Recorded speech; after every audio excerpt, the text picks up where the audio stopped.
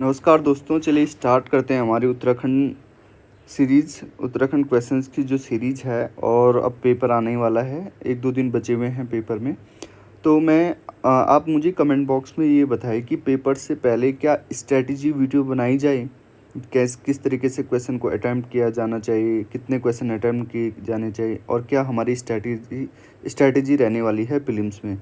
अगर इस तरीके की वीडियो आप चाहते हैं तो मुझे कमेंट बॉक्स में ज़रूर बताइए, ठीक है। तो विदाउट एनी टाइम वेस्ट अब क्वेश्चन को स्टार्ट करते हैं। लाइक ज़रूर कर लीजिएगा भाई, है ना। तो सबसे पहले निम्नलिखित में से कौन the Chipko movement and people history के लेखक हैं। तो इसमें से जो आंसर हो जाएगा वो हो जाएगा डी ऑप्शन, शेखर पाठक जी, ठीक है। और मैंने आपको ये शुरू में जब मैंने एक बार पिछली वीडियोस थी शेखर पाठक के बारे में बहुत कुछ बताया था कि मैं उनसे मिला था और किस तरीके से मुझे वो लगे थे। तो शेखर पाठक की जो और बुक हैं जैसे हरी भरी दास्ता हो गया, फिर उसके बाद हिमालय ए दास्ता हो गया, हरी भरी उम्मीद, पहले तो उनकी है हरी भरी उम्मीद, ठीक है, दूसरी है हिमालय ए दास्ता और तीसरी ये होगी the Chipko movement a people history. ये तीनों ही पूछी जाती है, तो इन तीनों के बारे में आपको याद रखना है, शेखर पाठक जी की बुक है। फिर आगे बढ़ते हैं, निम्नलिखित में से कौन सी काली नदी की सहायक नदियां हैं। तो आप सभी को पता है काली नदी पिथौरागढ़ में है। तो पिंडर और धौली गंगा तो चमोली डिस्ट्रिक्ट में आपको देखने को मिलेगी। एक धौली गंगा आपको वहाँ भी देखने को मिलेगी, कहाँ, पिथौरागढ़ में, उसे हम पूर्वी धौली गंगा कहते हैं। और खो नदी आपको यहाँ देखने को मिलेगी, कहाँ, पौड़ी में, दुगद्दा और कोटद्वार से निकलती है। और दाबका नदी आपको यहाँ नैनीताल में देखने को मिलेगी, ठीक है। तो अब इसका जो आंसर हो जाएगा वो हो जाएगा बी ऑप्शन। देखिए सबसे पहले जो सहायक नदी है काली नदी की वो खुद यांगती नदी है, ठीक है। फिर उसके बाद पूर्वी धौली गंगा है और ये तवा घाट में मिलती है। इसके बारे में मैंने आपको पहले भी बता रखा है। फिर आगे बढ़ते हैं, पवार वंश के शासनकाल में कारपति हुआ करता था। तो कारपति कौन हुआ करता था, ये हुआ करता था, आपका आंसर हो जाएगा इसका बी ऑप्शन, राजकीय भोजनालय का प्रभारी, ठीक है। तो आगे बढ़ते हैं, आगे है आपके पास 1886 में भारतीय राष्ट्रीय कांग्रेस के कलकत्ता अधिवेशन में उत्तराखंड का प्रतिनिधित्व किसने किया। तो 1886 की बात कर रहे हैं, कलकत्ता अधिवेशन में किसने प्रतिनिधित्व किया उत्तराखंड का। तो जो इसका जो आंसर हो जाएगा आपका, ये हो जाएगा 1886 में ज्वालादत्त जोशी ने, ठीक है। किसने करा था, ए ऑप्शन हो जाएगा ज्वालादत्त जोशी ने। बुद्धि वल्लभ पंत के बारे में मैंने आपको बता रखा है, पहले बद्रीनाथ मांडे के बारे में भी बता रखा है, ठीक है। फिर आगे बढ़ते हैं, कौन सा पंवार शासक मुगल बादशाह जहांगीर के दरबार में भेंट लेकर गया था। तो कौन गया था मुगल बादशाह जहांगीर के दरबार में भेंट लेकर। तो इसका जो आंसर हो जाएगा आपका, इसका जो आंसर हो जाएगा वो हो जाएगा सी ऑप्शन, श्याम शाह ये गया था। अब श्याम शाह देखिए, मान शाह की मृत्यु के बाद, ये मान शाह के बेटे हैं श्याम शाह, ठीक है। और मान शाह की मृत्यु के बाद पंवार वंश की गद्दी को उसके पुत्र श्याम शाह ने संभाला, सही बात है।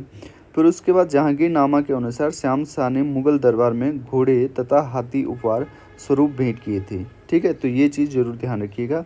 और श्याम शाह के पिता कौन थे, ये थे अपने मानसा, ठीक है। और मानसा के जो कोर्ट में भरत कवि थे जिन्होंने क्या लिखा था, मानवदेह काव्य लिखा था। जबकि बलभद्र शाह की बात करें तो बलभद्र शाह वो प्रथम शासक थे जिन्हें शाह की उपाधि मिली थी लोधी वंश के द्वारा, बहलोल लोधी के द्वारा, ठीक है। तो ये भी आप याद रख सकते हैं।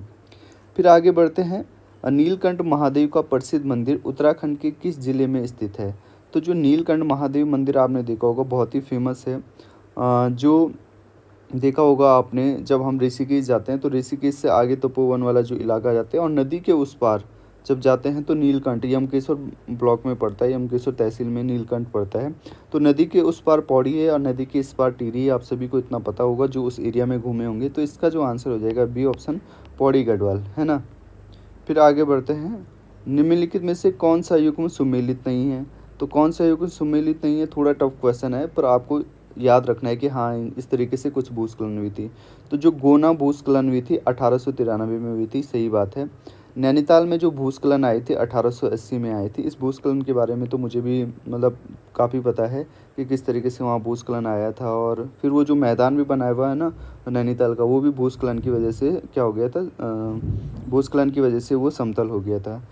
फिर कर्मी भूस्खलन भी 1983 का है। तवा घाट का भूस्खलन 1998 का नहीं है। अब मुझे कमेंट बॉक्स में ये बताइए कि तवा घाट का भूस्खलन कब हुआ था, क्योंकि मुझे भी नहीं पता है, तो आपको कमेंट बॉक्स में बताना है। फिर आगे बढ़ते हैं।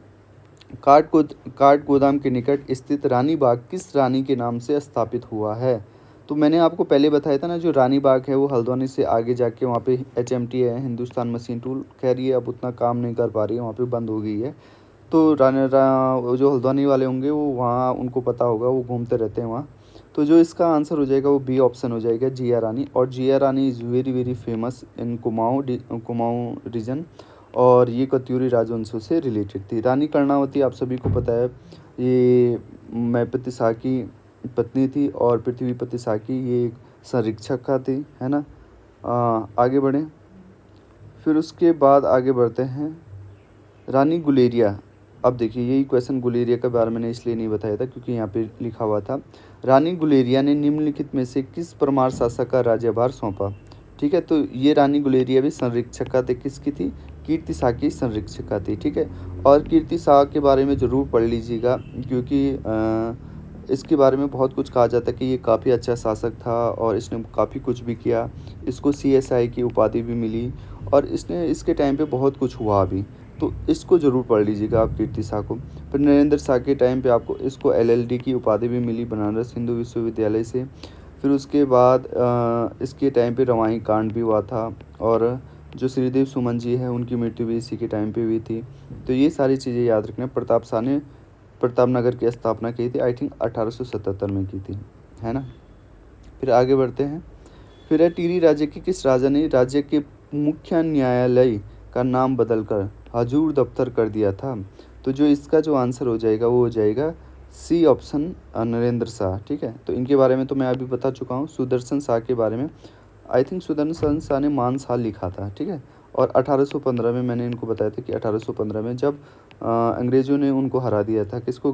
ये गोरखाओं को हरा दिया था। उसके बाद सुदर्शन शाह पहले शासक बने थे टिहरी रियासत के 1815 में। ठीक है, याद रखिएगा।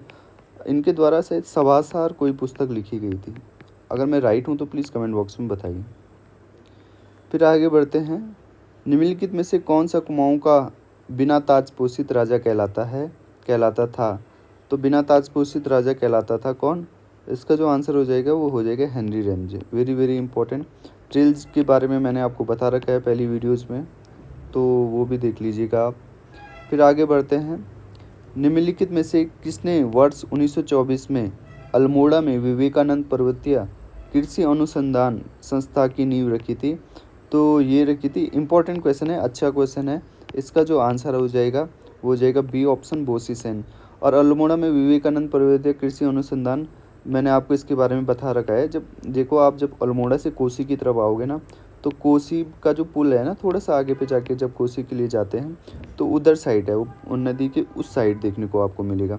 और ये वाला रीजन काफ़ी मतलब फेमस है, मैं आपको बता ही देता हूँ। ये देखो, ये अल्मोड़ा है। अल्मोड़ा से एक तो इधर यहाँ गर्म पानी जाने वाला इलाका है, इधर यहाँ आपको कोसी देखने को मिलेगा, थोड़ा एक पुल देखने को मिलेगा, यहाँ पे आपको पर्वतीय कृषि अनुसंधान देखने को मिलेगा। फिर थोड़ा सा आगे जाओगे तो यहाँ एक नीचे के लिए करती है एक रास्ता।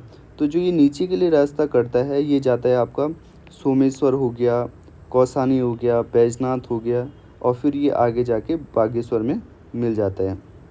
फिर थोड़ा सा आगे चलोगे, यहाँ पे ये कोसी से आगे जाके दो रास्ते करते हैं। तो थोड़ा सा आगे चलोगे तो ऊपर के लिए एक कट आता है लगभग 2-3 किलोमीटर पे, और यहाँ पे आपको कटारमल का सूर्यदेव मंदिर देखने को मिलेगा।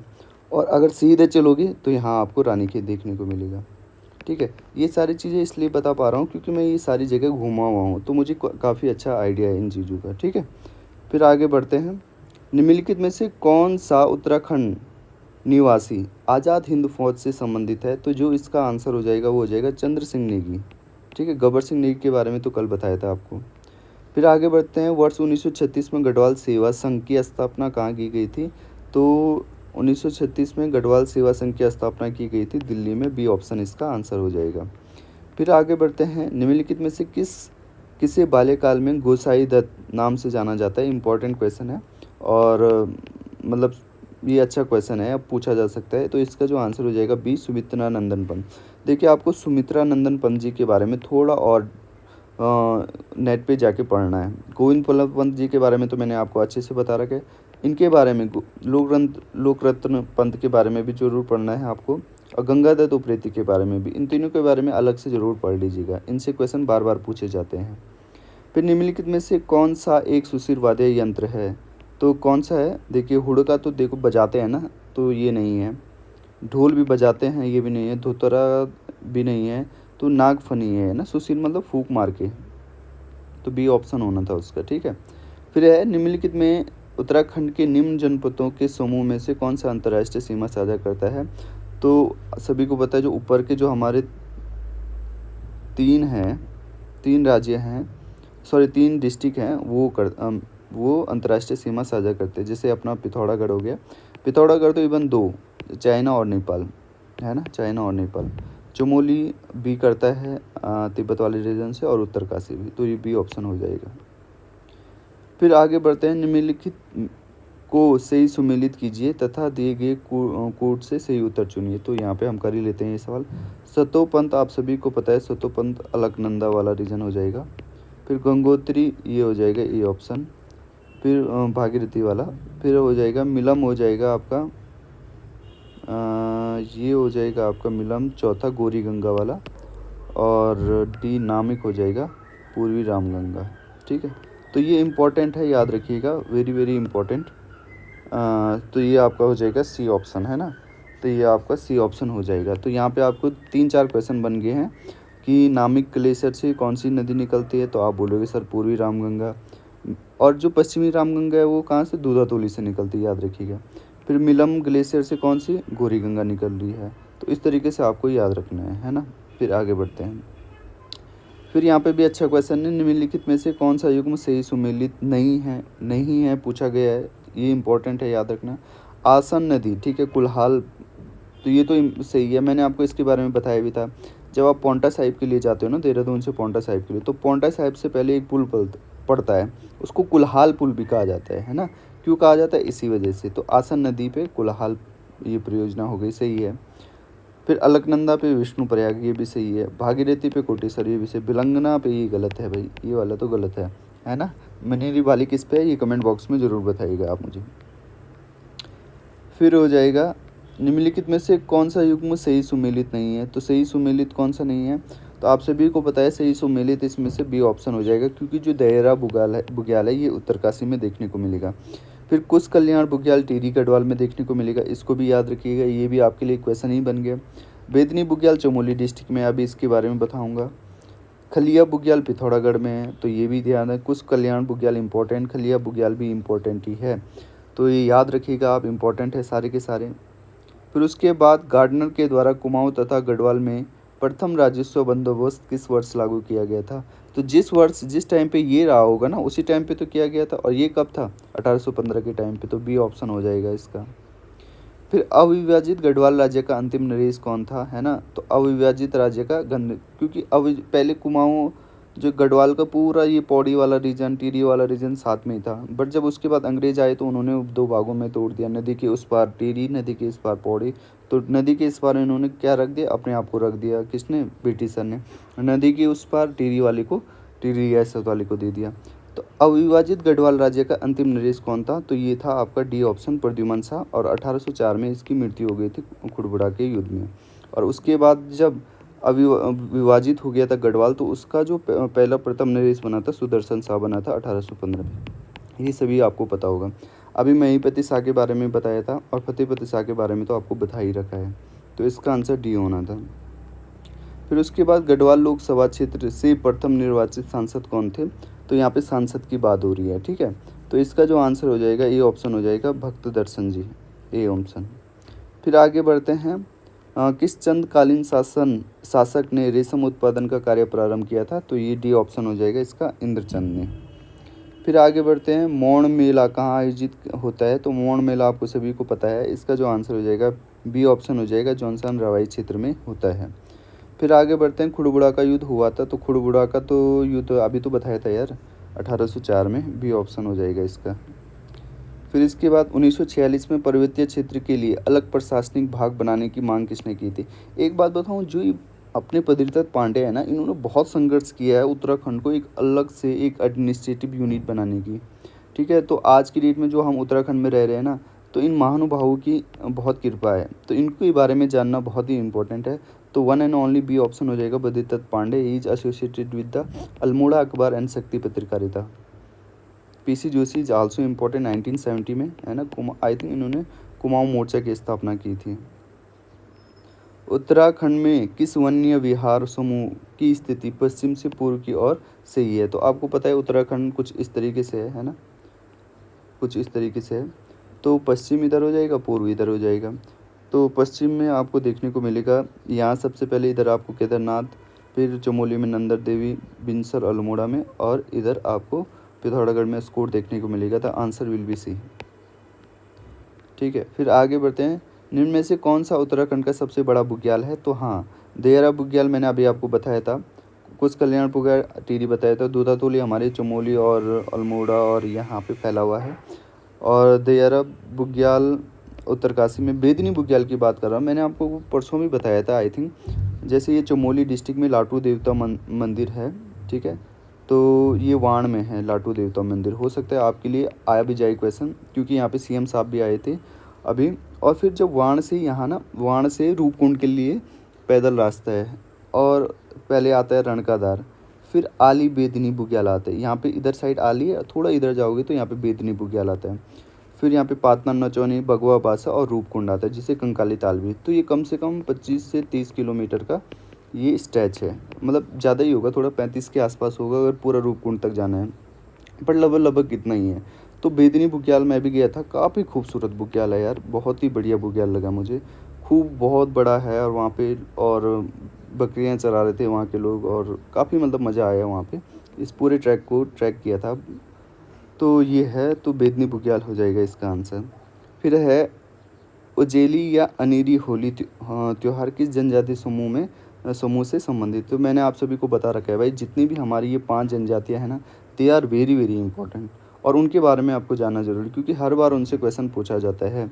तो जो इसका जो आंसर हो जाएगा, उजेली और अनेरी होली त्यौहार थारू जनजाति के समुदाय से संबंधित है।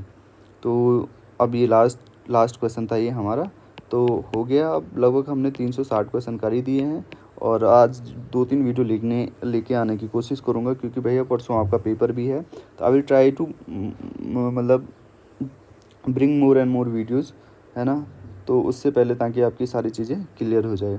तो अभी के लिए इतना रखते हैं, और यहाँ तक पहुँच गए हैं तो भैया सब्सक्राइब ज़रूर कर लीजिएगा। It will give us motivation to make videos on continue basis, है ना। तो अभी के लिए इतने रखते हैं। जय हिंद दोस्तों।